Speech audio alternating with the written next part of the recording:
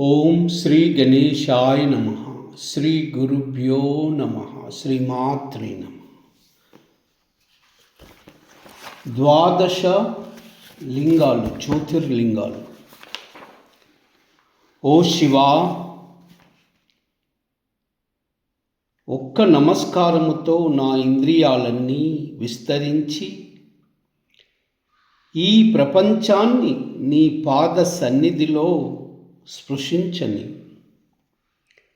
కురియని నీటి భారముతో వాలిన ఆషాఢ వర్ష మేఘం వలె ఒక్క నమస్కారముతో నీ ద్వారము వద్ద నా మనస్సు కిందికి వంగిపోని, వివిధ రాగాల్ని ఏకం చేసుకొని నా పాటల్ని ఒక్క నమస్కారముతో నీ రవార్ణవములోకి ఏకవాహినిగా ప్రవహించని, ఇంటిపై మరులుగొని తమ పర్వత నికేతనాలకు రాత్రింబవళ్ళు ఎగిరిపోయే కొంగల్లా ఒక్క నమస్కారముతో నా జీవితము సంపూర్ణముగా తన అంతర్రహిత నివాసములోకి ప్రయాణము కాని ప్రభు.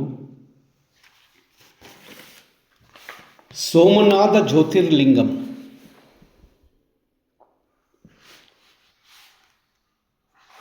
పూర్వము బ్రహ్మదేవుని మానసపుత్రుడైన దక్ష ప్రజాపతికి 27 గురుపుత్రికలు కలరు. వీరి పేరు మీదనే నక్షత్రాలు ఉన్నవి. అవి అశ్విని మొదలు రేవతి వరకు ఉన్నవి. దక్ష ప్రజాపతి వీరిని చంద్రునకు ఇచ్చి వివాహము చేసెను. చంద్రుడును వారిని మొదట సమానముగా చూచినను కాలక్రమేణా రోహిణిని మాత్రమే ఎక్కువ అనురాగముతో చూచుచు మిగిలిన వారిని పట్టించుకొనక ఉండెను. ఇది భరించలేక వారు తమ తండ్రి అయిన దక్షునికి విన్నవించిరి.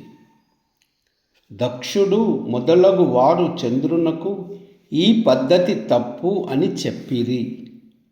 అయినను చంద్రుడు వారి హితాలను లెక్క చేయక రోహిణితో మాత్రమే అనురాగముతో ఉండెను.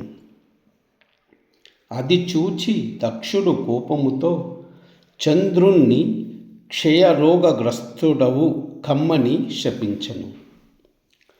శాపవశమున చంద్రుడు క్షయరోగముతో క్షీణించసాగెను. అట్టి తరి చంద్రకాంతి లేకపోవుటచే ఔషధులు పుష్పాలు ఫలించకుండెను. తదుపరి యజ్ఞయాగాదులకు భంగము వాటిల్లెను.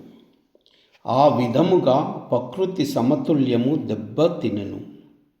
మహర్షులు దేవతలు దీని నివారణోపాయము కొరకు బ్రహ్మదేవుని ప్రార్థించి వారికి తమ కష్టాలను విన్నవించిరి. అప్పుడు బ్రహ్మదేవుడు వారికి ఒక ఉపాయము చెప్పెను. చంద్రుని వెంట తీసుకొని ప్రభాస తీరమునకు వెళ్ళి శ్రీ శివదేవుని పార్థివ లింగమునకు మహామృత్యుంజయ మనుష్ఠానుష్ఠానముగా కొంతకాలము సేవింపవలెనని చెప్పెను. ఆ విధముగా వారు ప్రభాస తీరమును చంద్రునిచే ఆ మహామృత్యుంజయ మంత్రమును శ్రీ శివదేవుణ్ణి ఆరాధింపచేసిరి. దానితో శ్రీ శివదేవుడు కరుణించి చంద్రునికి ప్రత్యక్షమై వరము కోరుకొమ్మనెను. అప్పుడు చంద్రుడు తనను క్షయరోగము నుండి విముక్తుని గావింపమని ప్రార్థింపను. కృష్ణపక్షమున కళలు ఒక్కొక్కటి తగ్గుచు శుక్లపక్షమున ఒక్కొక్క కళ పెరుగుచుండునట్లు సృష్టి ఉన్నంత కాలము ఉండునట్లు వరము ఇచ్చెను.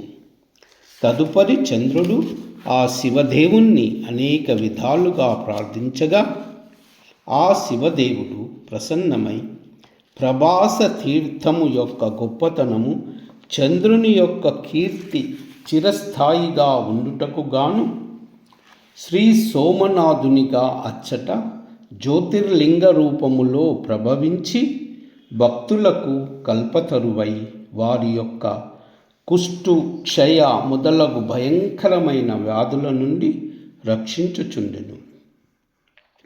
ఈనాటికి ఎవరైనా ఆ బాధలతో నున్న సోమనాథులో మహామృత్యుంజయ మంత్రమును 6 మాసాలు దీక్షతో పఠించిన వారు వారి యొక్క బాధల నుండి విముక్తులు అయ్యెదరు.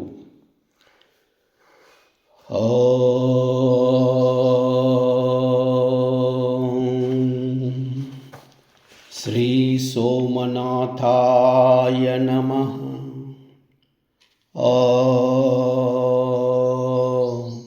శ్రీ సోమనాథాయ నమః.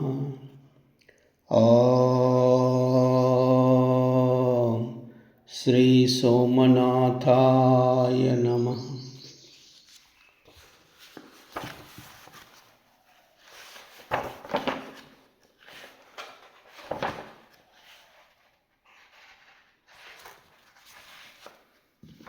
సర్వమంగళ